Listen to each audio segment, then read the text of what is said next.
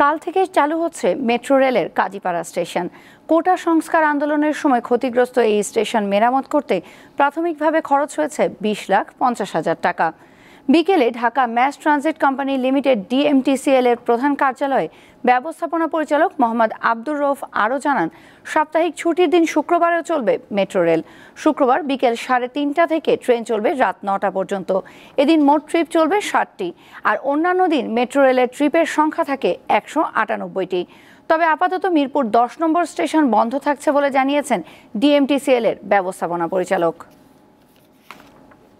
Time শিডিউলটা আমি বলে দিলাম, এটা কাজীপাড়ার ক্ষেত্রে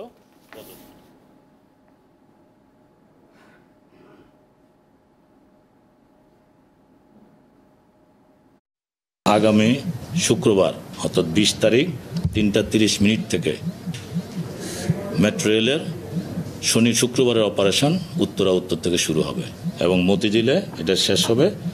এখন শুরু হচ্ছে আমাদের 7 দিনের মেট্রো রেলের যাত্রা।